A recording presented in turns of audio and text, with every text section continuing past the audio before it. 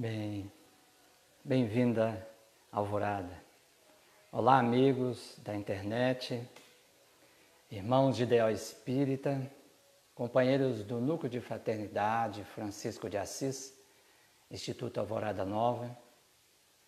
Estamos aqui conforme colocamos na nossa chamada para que nós possamos conversar um pouco nesse momento de insulamento, de reclusão, e nada melhor do que reflexionarmos em cima de mensagens como esta desse livro, Deus Sempre, que nós iniciaremos essa série a partir de hoje.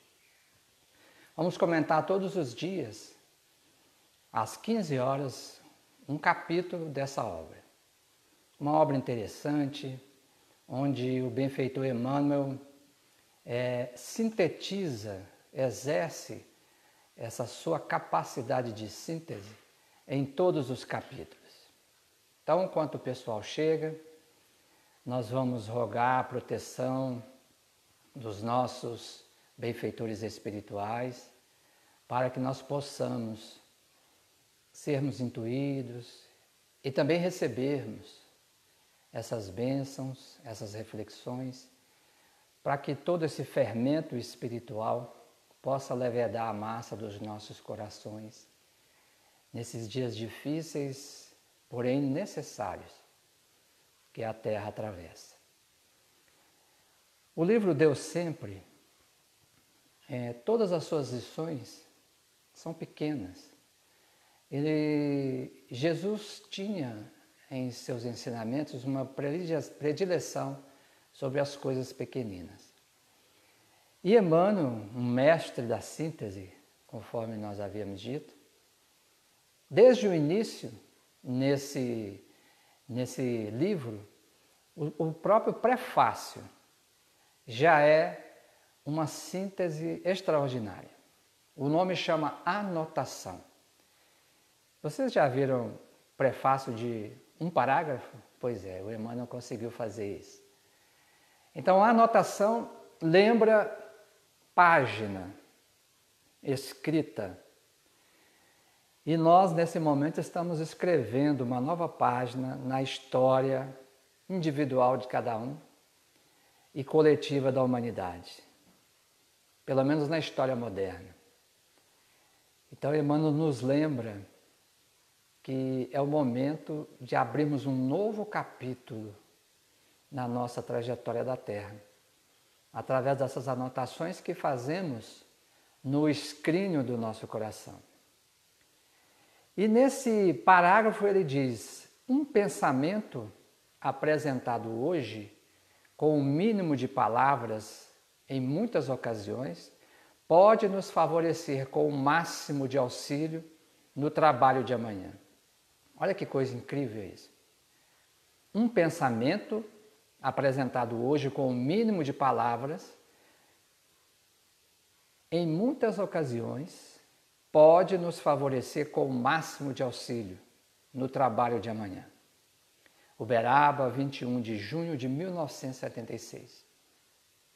É importante nós entendermos esse contexto que ele está colocando, porque Emmanuel está falando sobre a capacidade criadora do pensamento.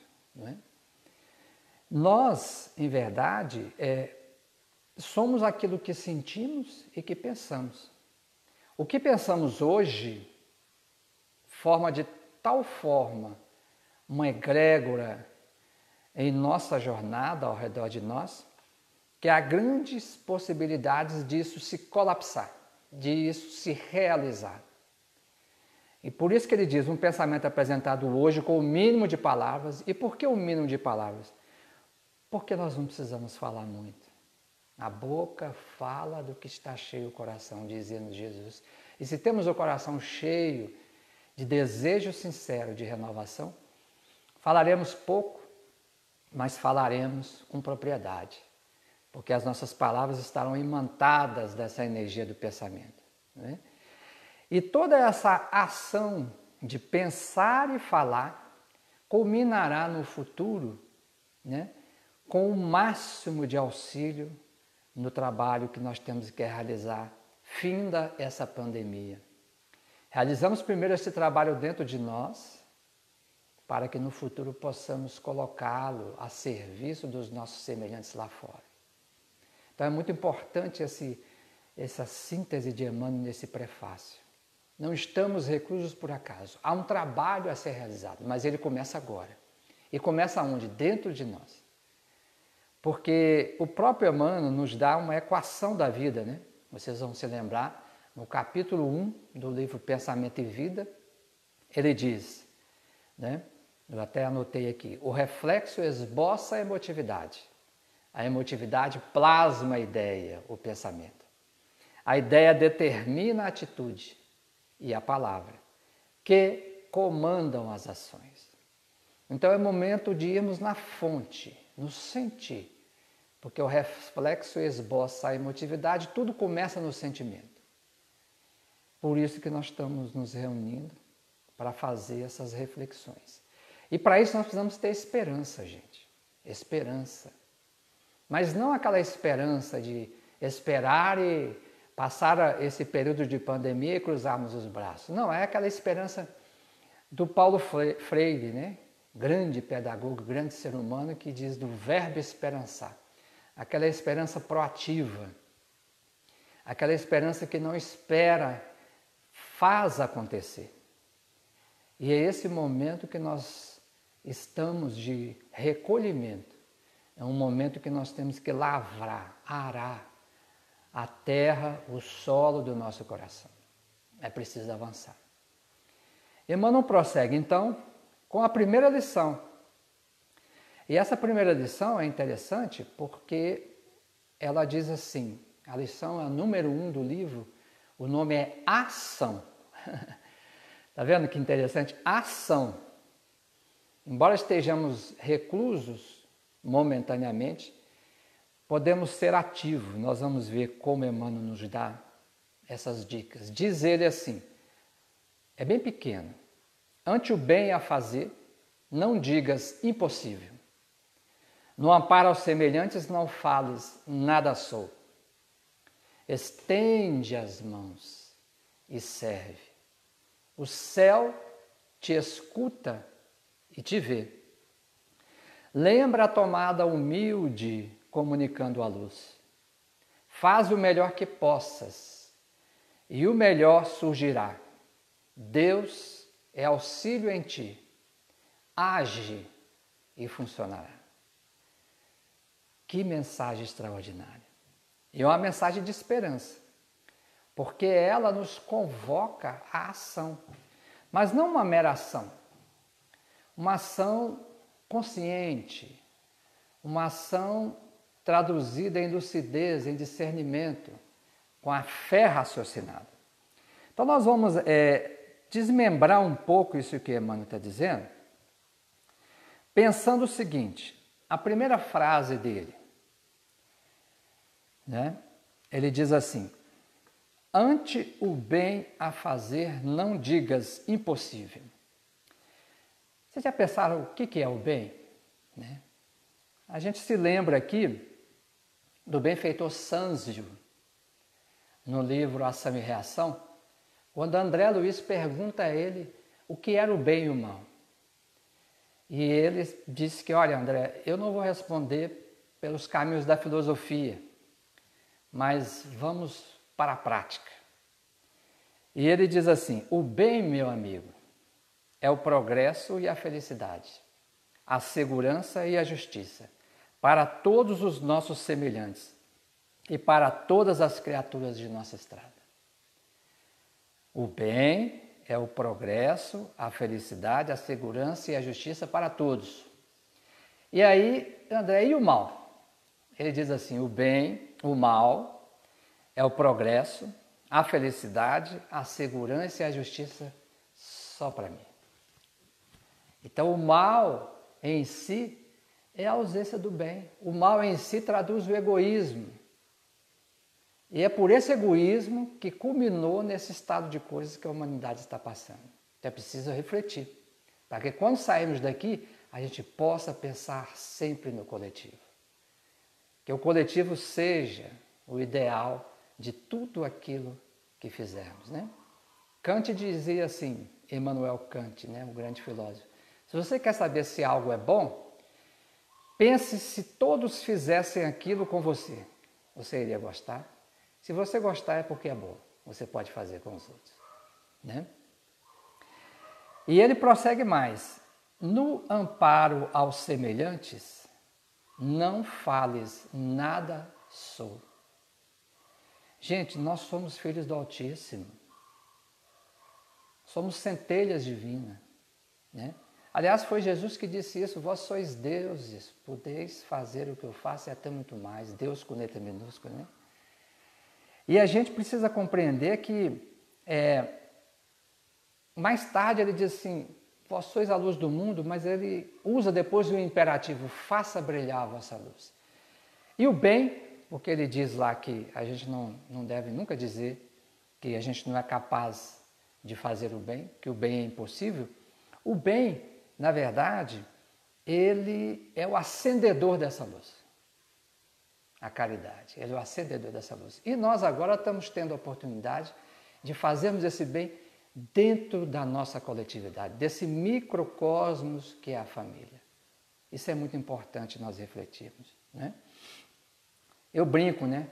Filho de peixe, peixinho é. Filho de Deus, deusinho é, né? Então nós temos esses atributos da divindade, embora sejamos criaturas relativas, né? Que não fomos eternos, porque eterno é só o Criador, mas nós tivemos um início, mas não teremos um fim. Somos seres imortais, somos espíritos imortais. Depois ele diz assim, estende as mãos e serve. Olha, todas as vezes que a gente vê a palavra mãos no Evangelho de Jesus, no Novo Testamento, as interpretações de Emmanuel nos levam à conclusão de que mãos é trabalho, né?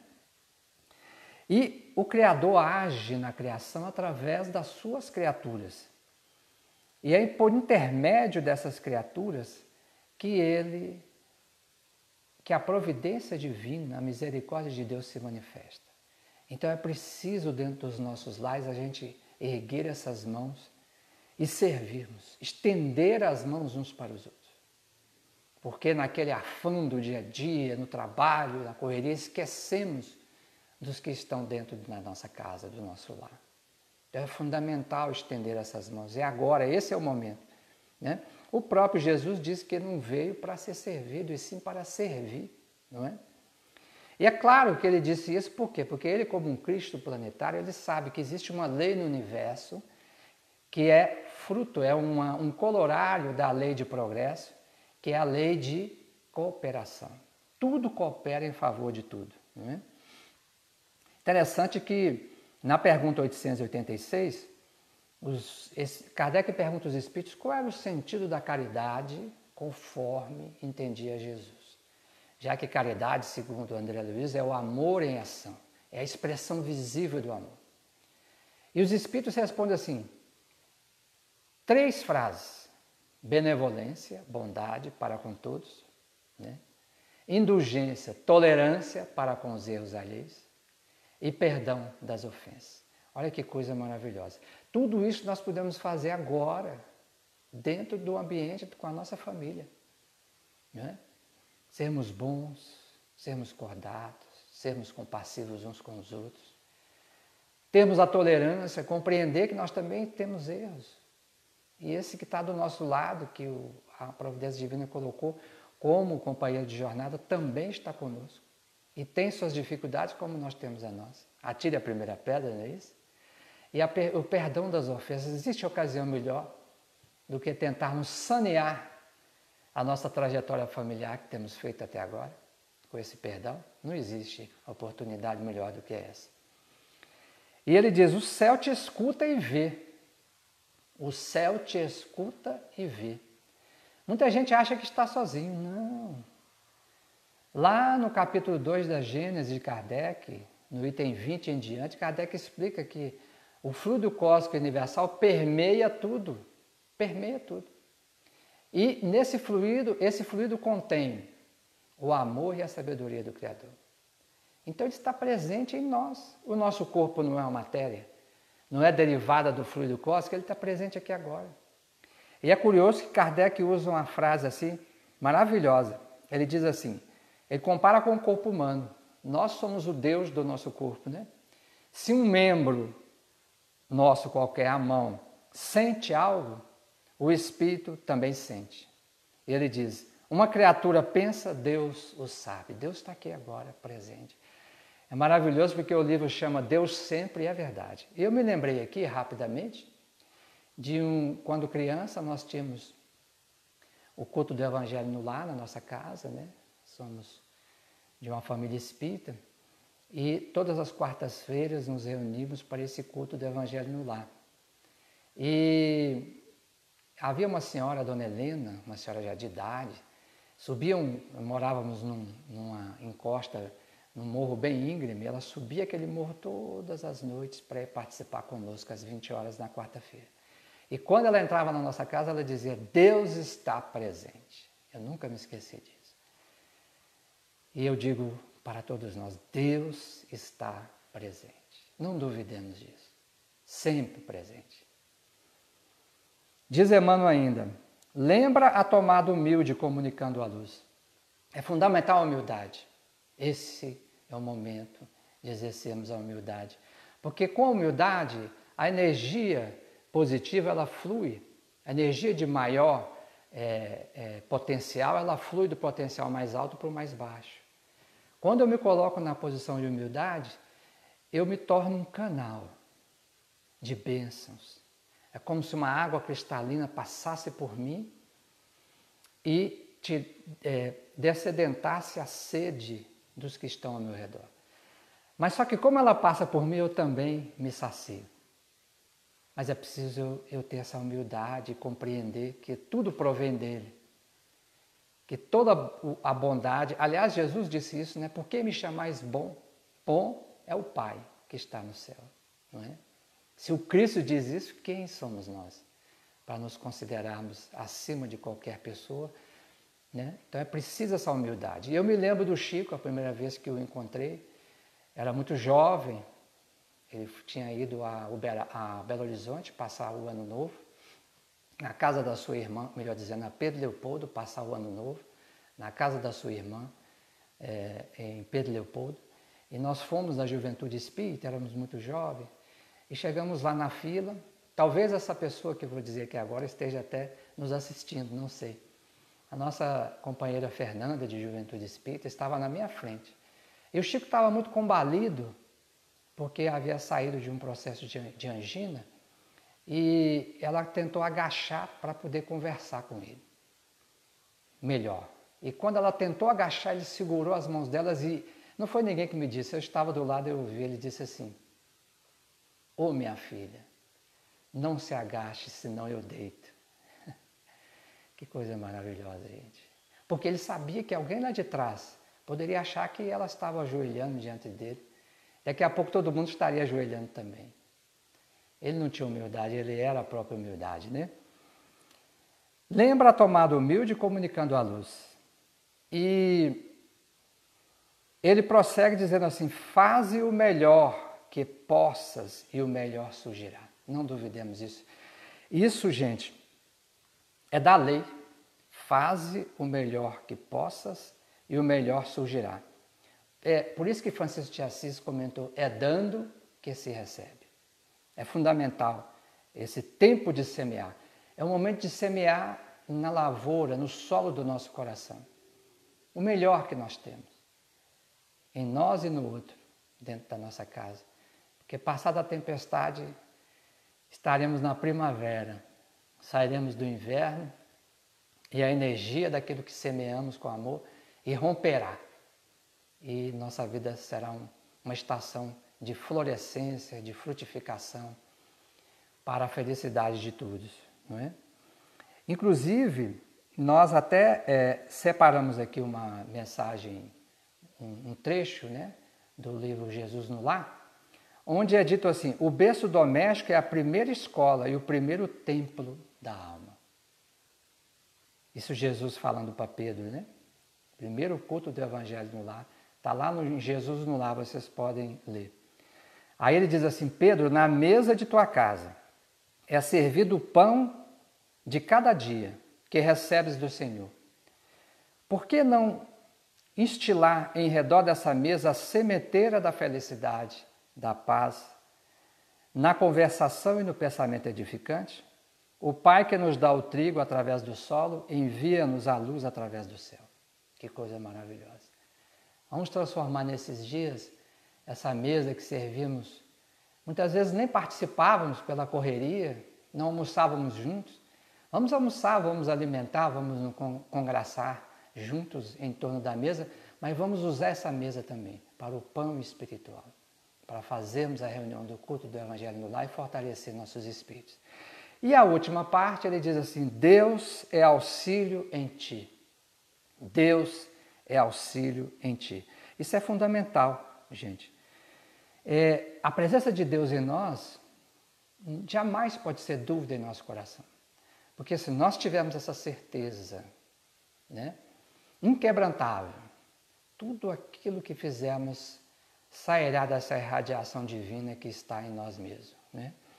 Eu separei aqui um trecho, né, do livro Os Mensageiros, de André Luiz, quando Aniceto diz assim: todo aquele que opere e coopere de espírito voltado para Deus poderá aguardar sempre, sempre o melhor. Não é promessa de amizade, é lei. Isso é da lei. E a lei é incorruptível. Nós agradecemos a todos, continuemos nessa vibração de amor, a fim de que possamos nos curar. Curarmos internamente, curarmos-nos coletivamente com as nossas famílias, a fim de que, passado esse momento de convalescência, nós possamos ver o planeta também curado, porque a transição que atravessamos nos levará inevitavelmente ao mundo de regeneração. Muita paz, muita saúde e alegria a todos e até amanhã.